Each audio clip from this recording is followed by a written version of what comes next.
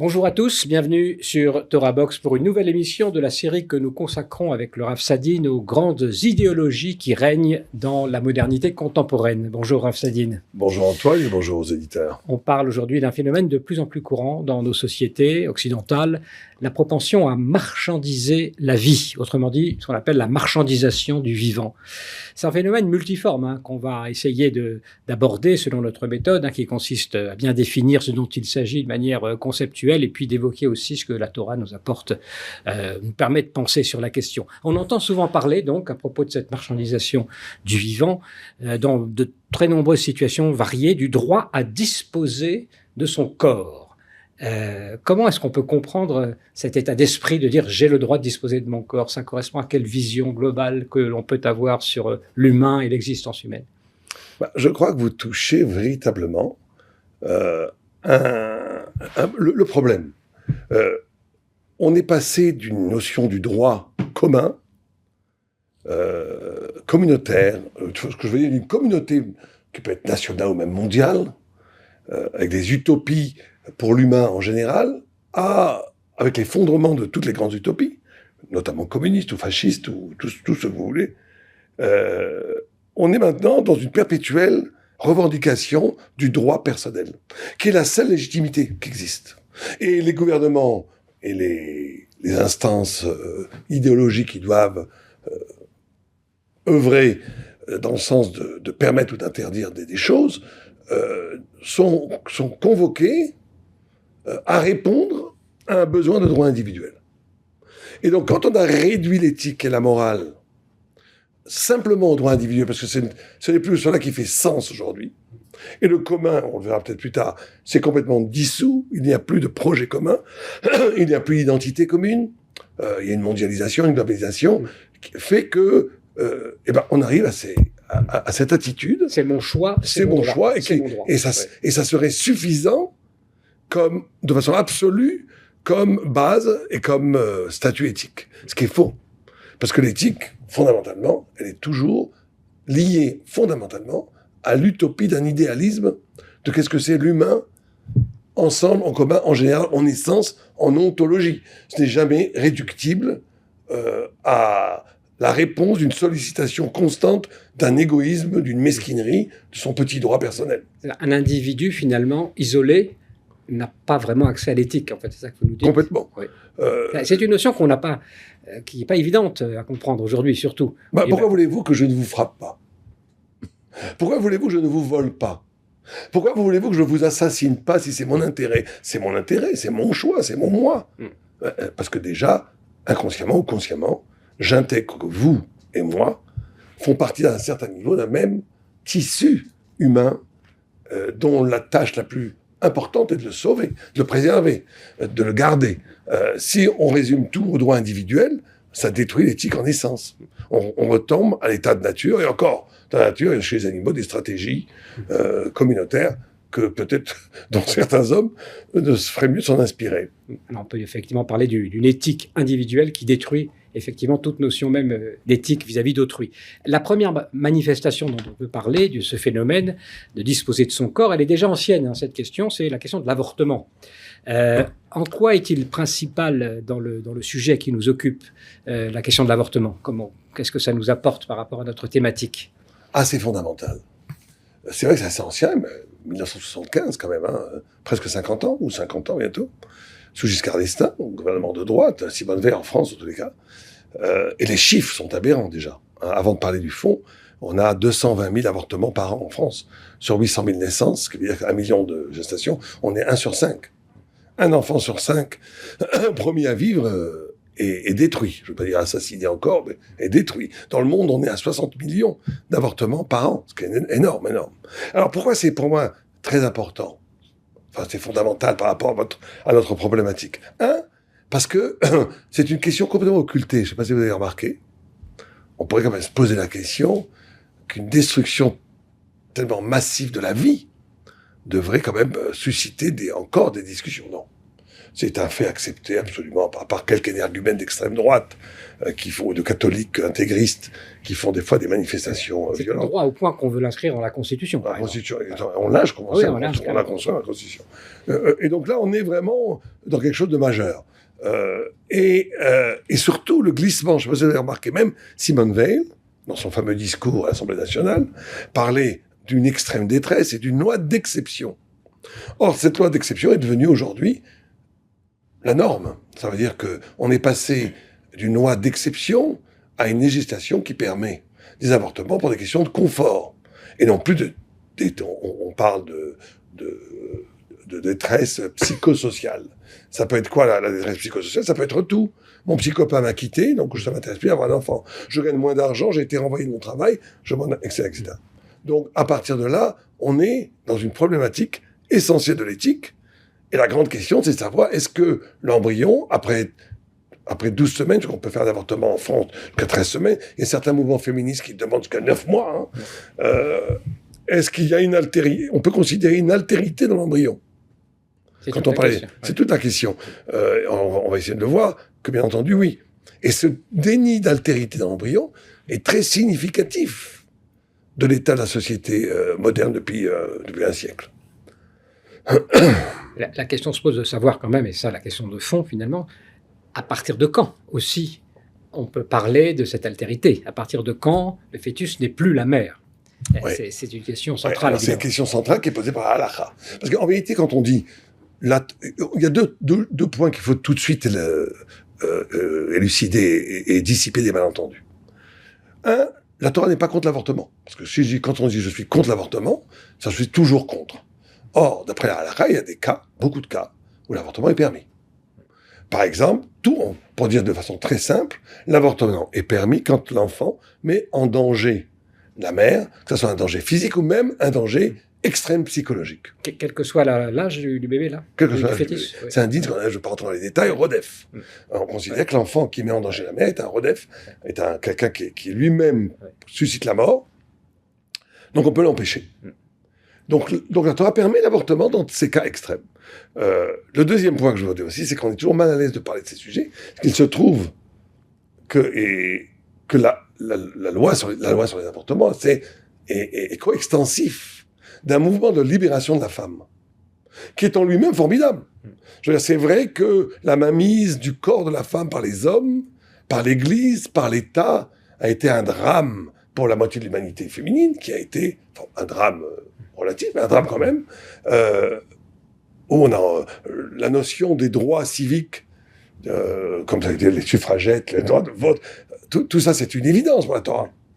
Et il se trouve qu'on a associé le droit à l'avortement on a plus qu'associé. On a fait le porte-drapeau de la victoire, de la libération de la femme, de la mainmise de l'État, l'Église et du masculin, le droit à l'avortement de disposer de son corps. Ce qui crée une ambiguïté terrible. Ce qui fait que nous, quand on parle des fois contre une certaine forme d'avortement, on est tout de suite catalogué comme fasciste, réactionnaire, alors qu'on n'a pas du tout envie de faire partie de ces gens-là. Donc, il faut expliquer les arguments avant tout. Et quand vous parlez du temps, c'est très important. La halakha distingue entre 40 premiers jours et après, avant 40 jours et après 40 jours. Avant 40 jours, on détruit de la vie, mais pas une personne humaine. Après 40 jours, c'est pas beaucoup, c'est 6-7 semaines. Ça correspond à quoi ce 40 finalement? La Torah, c'est, et d'ailleurs aujourd'hui la science l'a révélé, quand vous prenez, vous faites une échographie d'une femme enceinte, vous voyez qu'avant, on voit un petit noyau qui n'est pas identifiable comme un humain, et qu'à partir de 6-7 semaines se développe de façon extraordinaire l'enfant, où on a un cerveau, un corps, des mains, et on a à ce moment-là, surtout, et là, c'est là où on ne sera pas d'accord, il n'y a pas de pas être d'accord, parce que c'est scientifique. Mais la science nous montre que à partir de 40 jours et après, l'enfant pense, l'enfant réagit émotionnellement. L'enfant est stressé si la mère est stressée. L'enfant réagit à la musique. L'enfant réagit à des paroles douces du père, etc. etc. Il est quand même dans la dépendance de la complètement. mère. C'est pour ça que, dans la halakha est très fine, tuer un homme, c'est un meurtre. Pour ça, je ne dis pas le mot meurtre pour l'avortement. Procéder à l'avortement n'est pas au même niveau de gravité qu'un meurtre, même pour la Torah. Même à 9 mois. c'est un lave d'oraïta, mais c'est interdit comme manger du cochon, ou c'est un interdit formel de la Torah, mais qui n'est pas passible à la peine de carré, de retranchement, etc., etc. Donc on voit bien qu'il y a une différence même pour la Torah, mais ça reste complètement interdit. Et ces subtilités sont oubliées. Et donc, je poserai le problème à deux niveaux. Avant 40 jours, c'est de détruire la promesse de la vie. Et là, on tombe dans un symptôme de la modernité. On va en parler aussi dans d'autres émissions, le présentisme, où tout ce qui n'est pas palpable, tout ce qui n'est pas présent n'existe pas. C'est comme si j'avais une graine qui doit créer, qui peut créer une merveilleuse forêt, un merveilleux arbre. De détruire cette graine, c'est aussi terrible. Alors, avant 40 jours, je veux dire, ça peut s'expliquer logiquement. C'est que de la vie, c'est pas une personne, c'est une partie de mon corps. Je dispose de mon corps, je le détruis. Oui, mais il y a un problème métaphysique. C'est qu'on a oublié le respect de la vie, le respect de la promesse future de la vie. Mais là où ça devient vraiment problématique, c'est après 40 jours. C'est quand l'enfant devient une identité en soi. Et là, l'argument massif qui est posé par les féministes pro-avortement, qui est que la femme a le droit de disposer de son corps comme elle veut, c'est vrai, mais c'est pas son corps. C'est une altérité la merveille de l'enfantement, c'est une altérité qui se développe au cœur du même. C'est vrai que c'est merveilleux. Mais c'est une altérité, cet enfant a une autonomie intellectuelle, émotionnelle, il a une âme, il est devenu un être à part entière, non visible. Et là encore, c'est très significatif. C'est lié à l'athéisme, c'est lié au matérialisme. Le fait de ne pas voir cet enfant dans l'espace visuel social, qu'avec une échographie, le rend passible de mort. C'est extraordinaire. Ça veut dire que l'athéisme poussé à ses derniers retranchements crée une sorte d'occultation, enfin de cécité absolue.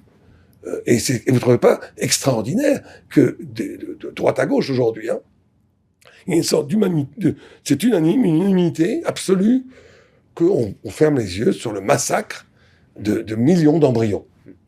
Alors, puisqu'on est sur ces sujets, on peut peut-être dire un mot de la contraception aussi, parce que finalement, là, c'est une manière d'empêcher d'avoir la possibilité d'avoir un enfant. Oui. Est-ce que là, il y a quelque chose aussi qui est problématique? Pas trop. Pour la Torah, la contraception n'est pas un interdit. Après, je ne rentre pas dans Il faut le préciser comme ça permet... Oui, pas du tout. Mais moi, ce que je voudrais dire aussi, c'est un pied de nez, si vous préférez, c'est que toute cette pensée progressiste de gauche, qui a promu l'avortement, a fait le jeu du capitalisme, c'est incroyable. Je suis toujours étonné de voir comment la pensée de gauche, gauchiste même, et libérale, est toujours le capitalisme beaucoup plus malin, excusez-moi. Il récupère tout ça, parce que qu'est-ce que c'est l'avortement d'aujourd'hui? C'est la réification. C'est traduire la vie en commerce, en marchandise. Prendre un mouchoir, je le prends, je le jette. Un enfant, je le voulais, je le veux plus, je le jette.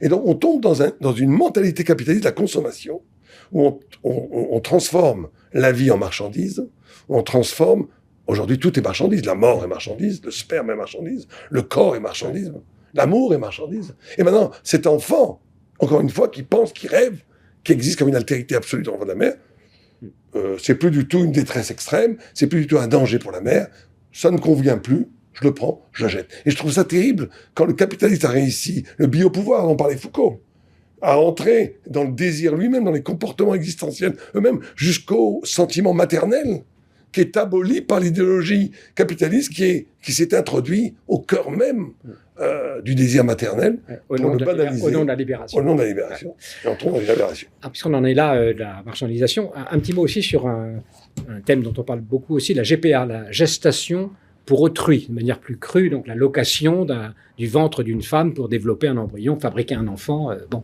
La question est controversée. Il y a certaines féministes donc, qui s'insurgent contre cela, en respect de l'intégrité du corps de la femme.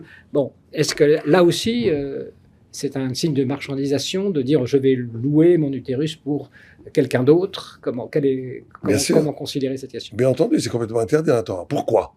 Parce que il se crée une relation. Alors là, vous tombez dans une truc presque comique.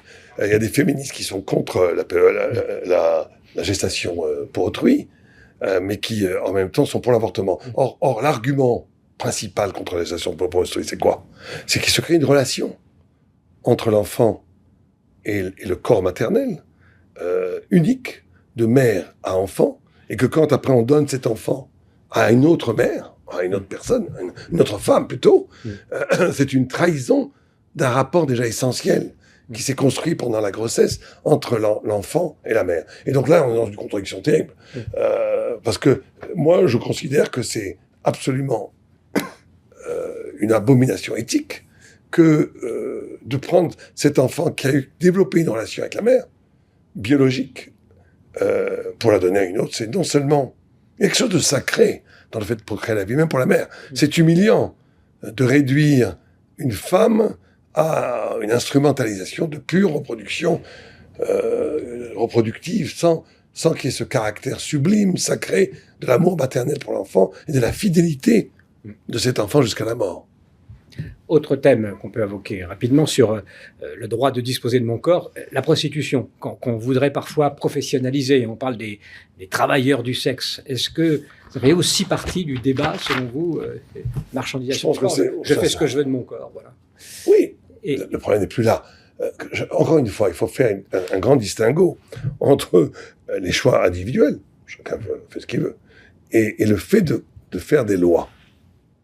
Parce que dès qu'on fait des lois, on donne un caractère universel, éthique, de vérité à des comportements. Donc, il faut se méfier de la loi. Parce que la loi dit le sens de l'être. Maïmonide dit l'homme est homme parce qu'il a des lois. J'aime beaucoup cette définition de l'humanité. C'est pas l'animal qui pense, c'est pas l'animal qui parle d'Aristote, c'est pas l'homme qui a la machine qui a une âme comme Descartes. Un homme est homme quand il a une loi. Parce que la loi est la représentation de l'humanité, parce qu'elle est cette instance intellectuelle, spirituelle, éthique supérieure qui t'arrache du monde de la nature. Donc quand la loi devient le reflet de la nature, on détruit l'essence même de la loi. Et donc il est évident que la prostitution, qui est l'acte de l'amour, l'acte justement de ce qui entre deux êtres, qui n'est pas marchandisable, qui n'est pas monnayable, qui est un pur altruisme réciproque, de le traduire en transaction commerciale, il y a quelque chose de terrible pour l'amour lui-même. Autre phénomène qui se développe beaucoup comme une traînée de poudre plutôt comme un jet d'encre, j'allais dire, ce sont les tatouages, par exemple. Alors là, ça fait partie aussi du corps. Bon, je me décore, je mets les tatouages, on voit de plus en plus de personnes tatouées, alors que jadis, c'était plutôt des marginaux qui se tatouaient pour une sorte de révolte. Et maintenant, c'est devenu tendance. Hein. Les people se tatouent, les joueurs de foot, n'en parlons pas. Et c'est une image pour la jeunesse. Et on voit beaucoup de gens aujourd'hui, bon, chacun peut le constater, qui sont tatoués. Alors, on sait que c'est interdit, évidemment, par la Torah. À quoi ça correspond, comme ça, selon vous, de vouloir inscrire sur son corps ces marques indélébiles? Il y a plusieurs tatouages. Et des tatouages qui font partie d'un clan, comme dans la mafia, dans les gangs. Il y a le tatouage qui veut rendre beau le corps. Et il y a le tatouage aussi de sorte de fidélité à des idoles. On met des personnages qu'on aime, qui font partie de moi. Il y a toutes sortes de délires de tatouages. Mais c'est bien de vous le rappeler très bien, c'est absolument interdit par la Torah. Pourquoi ? Parce qu'encore une fois, c'est de réduire le corps à un meuble. C'est de réduire le corps à une chose. C'est de réduire le corps à une chose qui m'appartient, alors que le corps est le reflet de l'âme. Quand je dis reflet de l'âme, j'essaie d'éviter les grands mots spirituels. C'est-à-dire qu'il y a quelque chose dans le corps qui est au-delà de ce qu'est l'utilité, de ce qu'est la fonctionnalité, de ce qu'est la socialité. Il y a un corps sauvage, vierge. Un corps qui est la résonance de l'intrigue de pourquoi je suis là. La Mishnah nous dit, il n'y a pas deux visages qui se ressemblent absolument. Ça n'existe pas. Même deux vrais jumeaux, vous verrez des différences. Parce que la singularité corporelle renvoie à la singularité de la psyché. Comme ça dit la Gemara, de la même façon que tous les visages sont différents, toutes les pensées sont différentes. Or, quand le corps devient un support, comme du matériel, pour du tatouage, c'est réduire le corps à une chose, à un dépotoir, et donc c'est de détruire la sacralité du corps. Et effectivement, on pense aussi bien sûr au tatouage des numéros des déportés, oui, qui était le signe de la chosification par définition. C'est-à-dire tatouage, numéro tatoué. Alors, autre thème que je voudrais aborder avec vous, toujours dans cet univers-là de marchandisation, de je fais ce que je veux de mon corps, de ma vie, il y a la question de l'euthanasie. Alors là aussi, on en parle en permanence, ça doit rentrer dans la loi. Il y a une loi en France qui va sans doute être votée. On parle de fin de vie, etc. On essaie de trouver des euphémismes. Donc il s'agit là, c'est pas tellement le corps, enfin c'est je dispose de ma vie ou pas de ma vie, voilà. Je peux même abandonner ma vie, voilà. Qu'est-ce qu'on peut dire sur Alors là cette, encore, la sur ce Torah n'est pas forcément contre l'euthanasie, dans la halakha pure. Alors, je fais très attention à ce que je dis, parce que je sais que ça peut être... il y a des discussions. Aujourd'hui, les rabbinim d'aujourd'hui sont plutôt unanimement contre. Ceci dit, il y a des grands décisionnaires, dont déjà au Moyen-Âge, le Ramban, Nachmanide. Et au nom de quoi alors ça on pourrait... Alors d'abord, on a un texte dans la Bible, hein, quand Saül en français je crois qu'on dit, est blessé par les Philistins, et qui sait qu'il va être prisonnier, emmené à Gaza, il va être amené à Gaza, il sait qu'il va être torturé comme roi d'Israël, et qu'il va perdre la raison. Il demande à son écuyer de le tuer. Son écuyer hésite, il ne va pas tuer le roi d'Israël, et lui il se jette et se suicide sur l'épée de son écuyer qui était un converti, Amalek. Et d'ailleurs David n'a pas du tout apprécié, David a exécuté ce converti, parce qu'il a osé lever la main sur le roi. Bon. Mais alors le Beth Yosef, le Nachmanide amène ce texte et dit, si tu perds, tu provoques la fin de vie pour ne pas perdre la raison, ou pour ne pas faire des avérotes, on voit dans la Gemara énormément de cas où des 400 enfants, je crois que c'était 400, dans un bateau, encore une fois, kidnappés par les Romains pour les amener dans des prostitutions, justement à Rome, se jettent dans l'eau, se suicident, pour ne pas devenir des prostituées, garçons et filles. Et la Gemara fait l'éloge de ce suicide, pour éviter la Avera. Alors là, pour éviter la Avera, même aujourd'hui, là, mais c'est rare quand même que quelqu'un va faire une Avera et qu'il est obligé de se suicider pour faire une Avera, mais excusez-moi, une transgression à la parole de Dieu. Pour ne pas souffrir au point de perdre la raison, c'est des discussions. Même le Beth Yosef amène les deux vues. Il dit que certains disent que Shaoul a bien fait, et il amène une autre vue qui dit que Saül n'a pas bien fait de faire cela. Il a été contre, comme dit les divrei Chachamim, il a été contre les sages. En gros, aujourd'hui, les sages d'Israël, contemporains, aujourd'hui, les grands décisionnaires, ne permettent pas l'euthanasie, sous aucun prétexte, sauf dans le cas où c'est pour empêcher de transgresser la parole de Dieu, ce qui est très rare. Mais il faut savoir que dans l'idée, ces idées existent. Dans le judaïsme, le plus officiel, le plus orthodoxe, Ramban, Nachmanide, Beth Yosef, Shulchan Aruch, etc., etc. Mais encore une fois, qu'un homme décide à un moment donné, parce qu'il pense qu'il va perdre la raison, et qu'il souffre à un niveau, bien qu'aujourd'hui les décisionnaires soient contre, qui se repose sur le Maïmonide, il y a des moyens d'éviter la douleur. Voilà, exactement. Bon, on va en discuter. Mais la loi est un problème. Faire une loi sur ça, c'est un problème. Pourquoi ?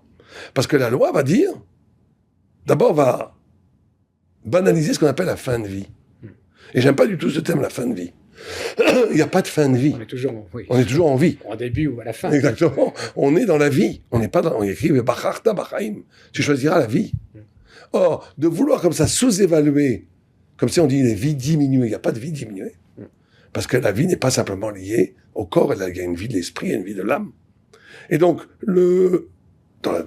parfois c'est très difficile dans les grandes souffrances, d'accord. Mais on ne peut pas postuler, on ne peut pas annoncer à la société qu'il y aurait un droit constitutionnel de donner la mort à autrui sous prétexte qu'il en a marre de vivre en fin de vie. Et ça, c'est une loi qui va d'abord qui crée déjà au Canada où c'est permis et en Belgique. C'est que 30% des personnes qui demandent l'euthanasie sont des personnes, ils le disent pour ne pas être un poids pour la famille. Donc vous imaginez que quand vous avez une loi comme ça, qu'est-ce que ça produit ? Ça produit une culpabilisation du grand malade de vivre. Je suis très vieux, je suis très handicapé, je peux même pas aller aux toilettes tout seul. Ma famille en a marre, mon héritage qui attend depuis trop longtemps. Il y a des choses terribles, c'est humain, trop humain. Et donc, à un moment donné, le pauvre vieux ou la pauvre vieille se dit, après tout, il vaut mieux que je parte. J'embête tout le monde. C'est horrible. C'est horrible. C'est de réduire la vie à un poids pour les survivants. Et on va aussi, cette loi va créer aussi tout un comment on appelle ça, des gens qui travaillent autour du travail de la mort. Une industrie. Une industrie de la mort. Ouais. On va créer des médecins spécialistes, ça existe en Belgique, spécialistes pour donner la mort. C'est vraiment quelque chose qui est de l'ordre presque d'une rupture civilisationnelle. Ne pas tuer, c'est un impératif absolu. On doit garder le caractère absolu. Donc, tu tueras point. Ça doit être absolument exceptionnel. Et la loi n'est pas exceptionnelle. La loi, c'est la norme. Donc, on ne peut pas normaliser le meurtre. Sur cette heure de fin de vie, j'avais une question peut-être un peu personnelle d'ailleurs qui m'a toujours frappé, c'est le statut du taref, la personne qui va mourir dans l'année.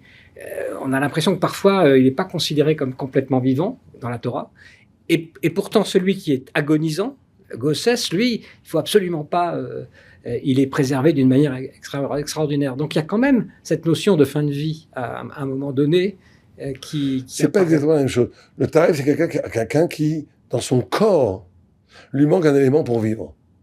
Donc ça, alors que l'agonisant, c'est parce qu'il arrive à la fin du rouleau. Ouais. Et quelque part, un taref qui est en pleine forme, mais qui va mourir dans l'année, parce qu'il est moins vivant que celui qui est en train d'agoniser, c'est vrai. Parce que la vie du corps, c'est la vie de tous les éléments du corps. Mais là, on rend compte à la rique un peu. Oui, quand je voulais vous dire les prestataires. Voilà, on va créer toute une catégorie de prestataires. Ouais. Qui vont gagner de l'argent avec ça. Ouais. On peut aussi vous savez, quand je parle contre l'euthanasie à certains pro-euthanasiques, des gens très bien d'ailleurs, ils me disent mais ça sera très encadré, vous en faites pas. L'avortement, on en a parlé, c'était très encadré. Ouais. On voit comment ça évolue. Le dynamisme du droit, on peut pas y échapper. Ouais. Après, ça peut être je veux mourir parce que je me sens pas bien. Il y a une personne qui a échappé à l'attentat de Bruxelles, qui est dans un état de grande dépression à cause de ce traumatisme, qui a demandé de l'euthanasie, en Belgique. Un dernier point encore, la crémation. Alors là, on a affaire à autre chose, c'est finalement décider de ce qu'on veut de faire de son corps après la mort. Qu'est-ce que les gens veulent finalement en voulant avoir une crémation? Est-ce qu'ils imaginent comment on arrive à pouvoir vouloir vraiment que son corps disparaisse? C'est quelque chose de curieux. Ça correspond peut-être aussi à une mentalité... Oui, mais la crémation, ça ne m'étonne pas outre mesure.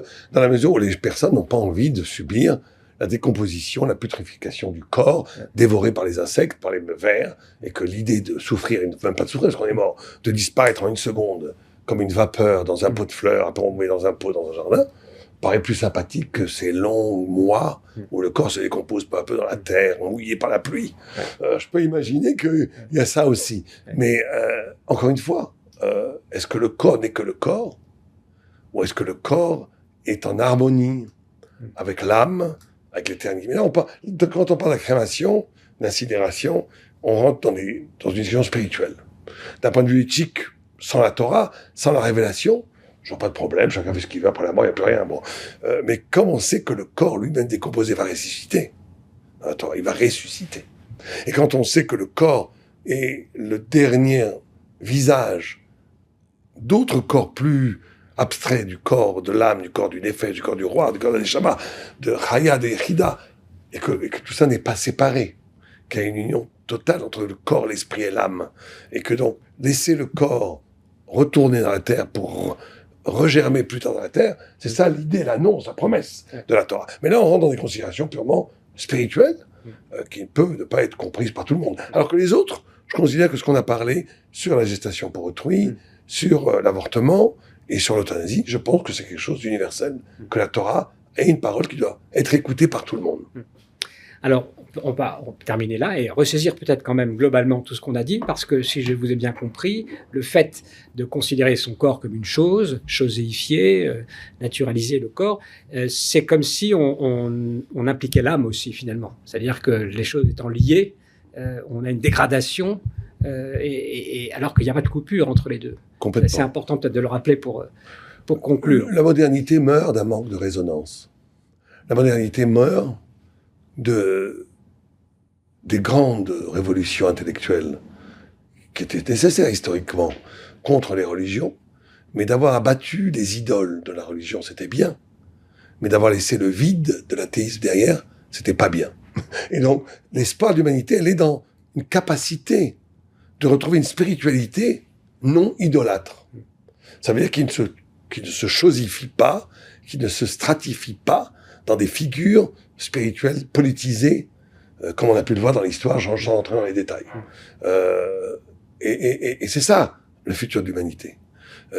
Et jusqu'à maintenant, on est tombé ou bien dans une spiritualité idolâtre, ça veut dire qu'instrumentalise la spiritualité pour le pouvoir, pour la domination, pour l'aliénation, ou bien dans cette destruction de cette fausse spiritualité qui crée un vide sidéral qui réduit tout à la présence et qui est la mort de l'âme et de l'esprit. C'est pas un hasard si c'est dans les grands moments de passage, on a eu des très grandes œuvres littéraires, artistiques, philosophiques, et que depuis à peu près 30-40 ans, il n'y a rien. Il n'y a rien parce que quand on a tout détruit, il ne reste plus rien. Merci beaucoup, Rav Sadine, de nous avoir éclairci sur cette question donc de la marchandisation du corps et du vivant en général. Et merci à vous pour votre attention. On vous retrouve le mois prochain pour une autre émission sur les grands courants de la pensée contemporaine. Merci.